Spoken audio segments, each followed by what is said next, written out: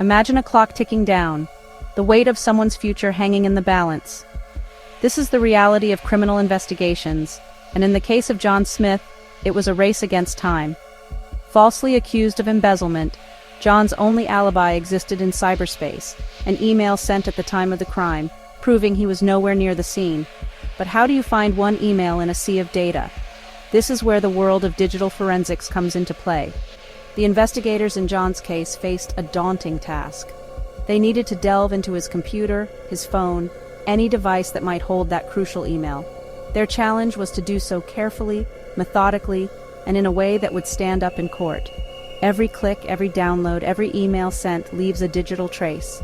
It's the job of digital forensic experts to follow these traces, to piece together the story that the data tells. But time was of the essence. With each passing minute, the chance of that email being overwritten, lost forever in the digital ether, grew exponentially. The digital world, for all its permanence, is also incredibly fragile.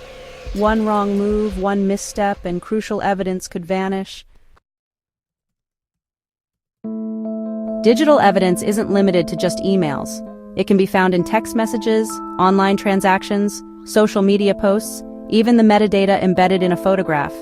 It's everywhere, a digital fingerprint silently left behind with every online interaction. In John's case, the investigators had their work cut out for them. They needed to create a complete picture of his digital activities around the time of the crime. The first step was to secure any potential sources of evidence. This meant seizing John's computer, his phone, any external hard drives he might have used. But simply taking these devices wasn't enough. To preserve the integrity of the data, they needed to create exact copies, bit-by-bit images of the storage drives. To ensure that no data was altered during this process, a crucial piece of hardware was employed, the write blocker. Think of it as a one-way street for data. The write blocker allows investigators to read the information on a device without the risk of accidentally modifying it. This is crucial, as even the smallest change could cast doubt on the evidence's authenticity. Imagine trying to solve a puzzle, but someone keeps moving the pieces around. That's essentially what happens when digital evidence is tampered with. Creating a bit-by-bit image is like taking a snapshot of the puzzle in its exact state, ensuring that every piece remains in its rightful place. This process involves creating an exact duplicate of the original storage device, a mirror image that captures every single bit of information. This includes not just the files you can see, like documents and photos, but also deleted files, hidden files, and even the empty space on the drive. This meticulous approach is crucial because it ensures that the evidence presented in court is a true and accurate representation of the original data. Any tampering, even accidental, could compromise the case and potentially allow a guilty party to go free. Section 4. Maintaining the chain, from crime scene to courtroom. Once the digital snapshot is created, it's crucial to maintain a clear chain of custody. This means documenting who had access to the evidence, when, and for what purpose.